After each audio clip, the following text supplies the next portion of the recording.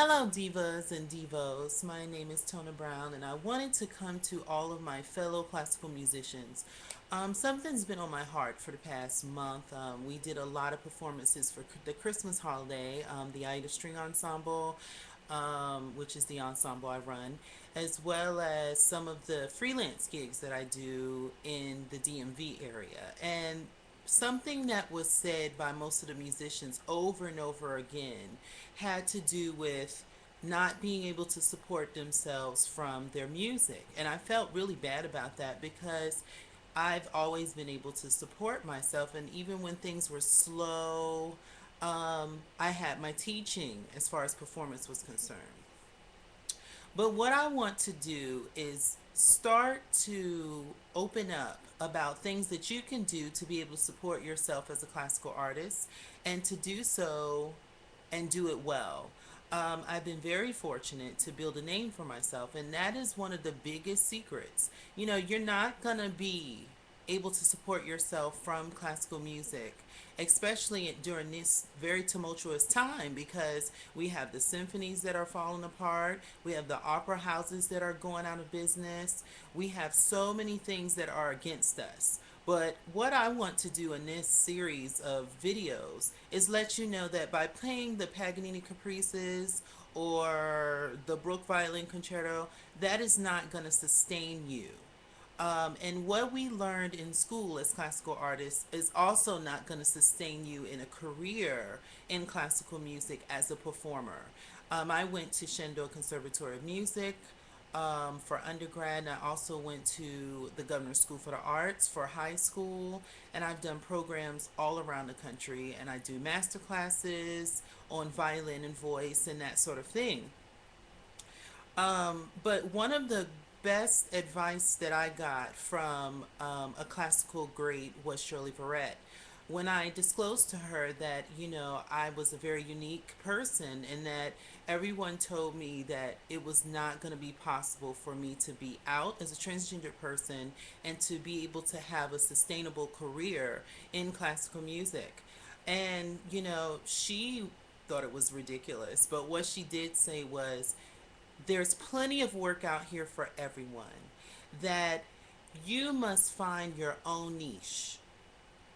And I can't think of any better advice than that. I mean, it really served me so well because I realized I wasn't going to be able to go the traditional route in order to make it. But that didn't mean that I was not meant to perform, that I was not just as talented as anyone else, um, or that I couldn't do it.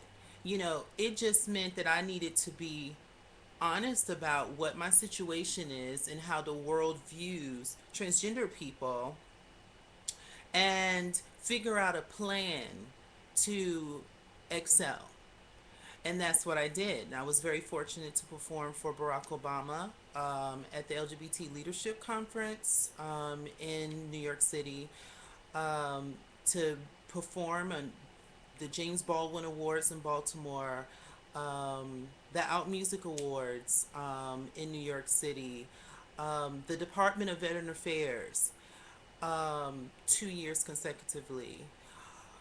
But as you can hear, these are all events. And I also run my own ensemble in business. And so what we do is contract artists for events. You cannot give up, one, if this is what you really want to do with your life. But two, most of you are not equipped to be able to charge the fees that I charge even to perform, to be able to consistently work. Because what we were taught in college was whoever played the best was going to make it. Whoever um, made the connections with the best conductors were the ones who made it. It was never any concise, methodical regimen or a strategy to say how this is going to happen. How are you going to make it in this industry? And so what I want to do is share to you that the traditional routes are fading out. That doesn't mean that we need to give up as classical musicians. It doesn't mean that people still don't want to hear the amazing music that we produce.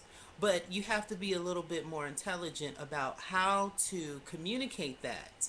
Now, if you're a recitalist, which I also do recitals, I can do a certain type of repertoire. What my ensemble has learned to do was figure out how to fit the right music for the perfect event. And that was very, very important. And it was something I had to learn very early on after I started doing advocacy work for transgender people and human rights. People would ask me to perform.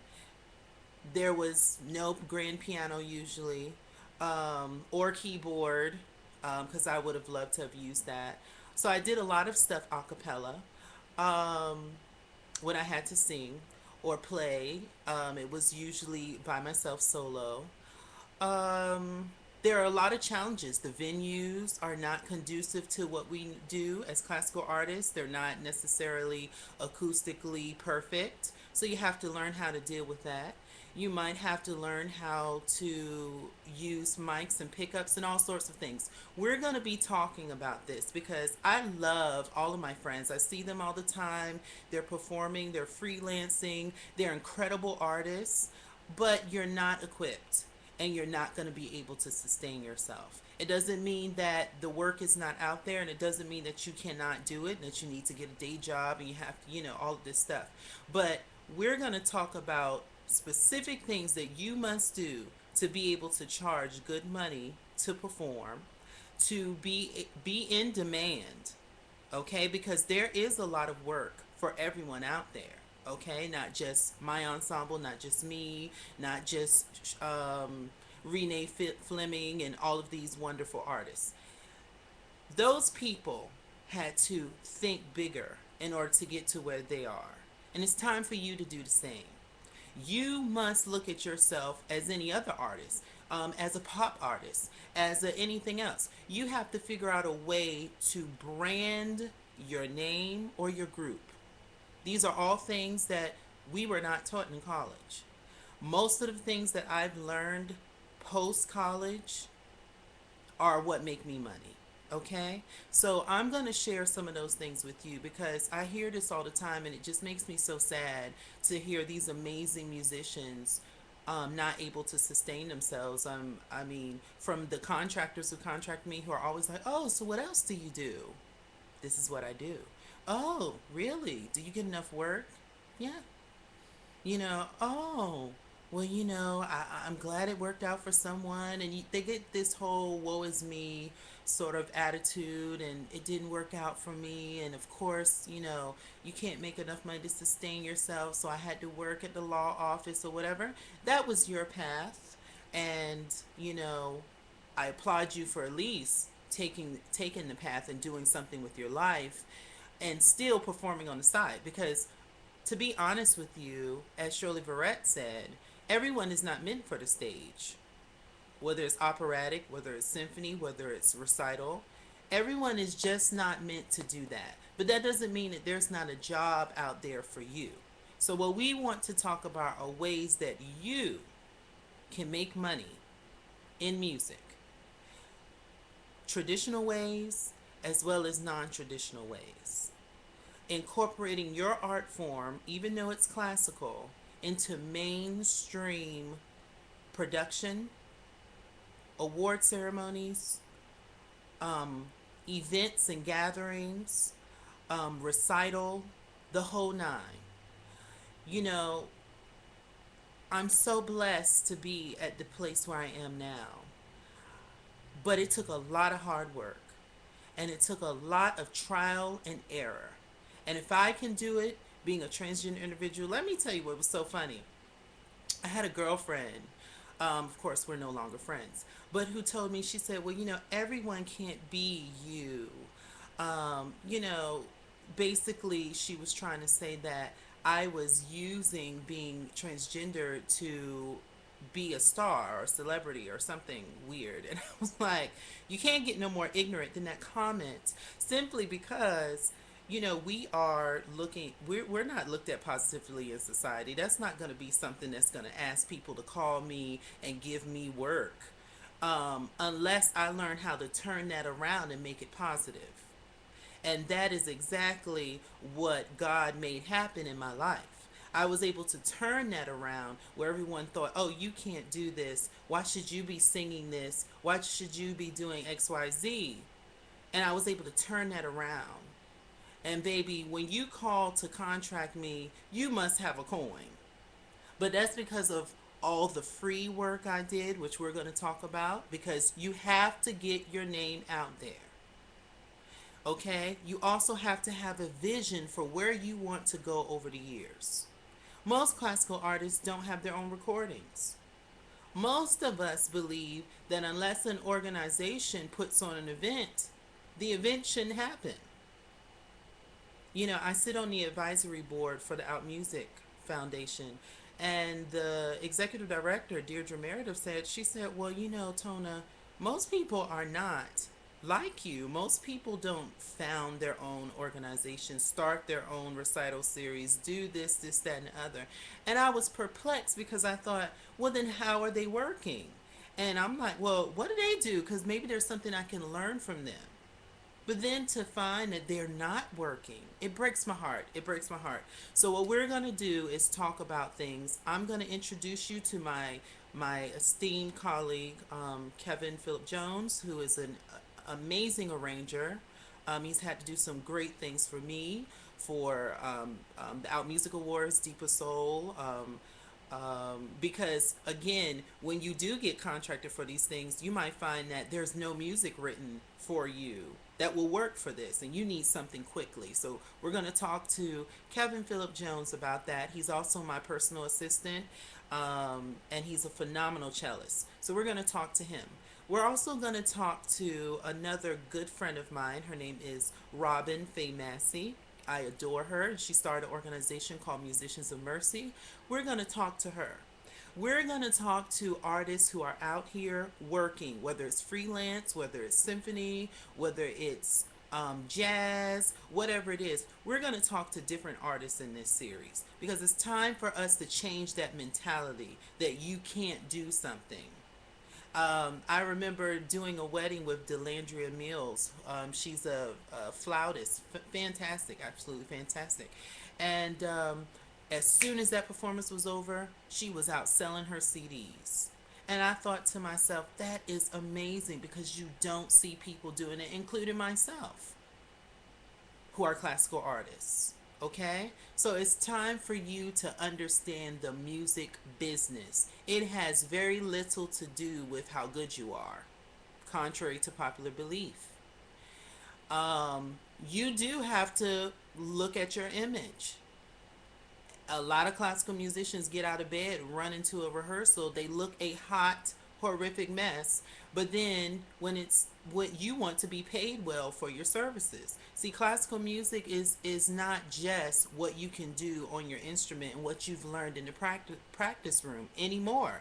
That's just not what it is. So we're going to talk about that. We're going to encourage each other, and you're going to have someone that you can go to and talk to about this. Okay? So that's what we're going to work on in this series. I really, really am looking forward to this because um, I'm I'm so tired of people thinking that they cannot do this, that they cannot make a career out of classical music. And we're also going to talk about being realistic in your goals as well, because I was very realistic in mine, and that was one of the reasons why I had to start my own chamber ensemble, start so many things on my own. Because realistically, knowing how prolific my career was as an advocate and an activist, I knew that there were conservative people that would not have hired me just simply because of it. All I had to do was get fired one time to know that this is not a perfect world. That people, even if they acknowledge that you're doing great things, they have no problem sitting back while you're getting fired. Okay? So, again, we're going to keep it real on this channel. We're going to keep it positive on this channel. And we're going to learn something from each individual that comes and talks to you. And also from what I'm willing to share with you, which is everything that I know. I'm not going to hold anything back from you. You can take this stuff or you can leave it. You could not incorporate it or you can. It's up to you. I think it's very unfortunate that so many of you are so talented, but yet you're not making any money from your art. And that's what we all want to do. We don't do this music because we want to make money, but we do have to make money to survive. So classical musicians, tune in. I'm really looking forward to this year. I will try my best to get with different people to see who be willing to speak about this with me. I'm pretty sure that those very accomplished artists that I work with and have performed with, pretty sure they're not going to have an issue with doing it. And then I'm just going to come to you one on one on various subjects, and you'll probably see like classical musicians part one, two, or however way it's going to be in this channel. So I look forward to it. God bless to you all, and let's make some money. Let's make some headway in 2012, and let's change our mentality about what we can and cannot do as a classical artist. Okay? I hope this was helpful, and I want to see the comments below to see if you want this series to happen. Okay, thank you very much. God bless, and see you around.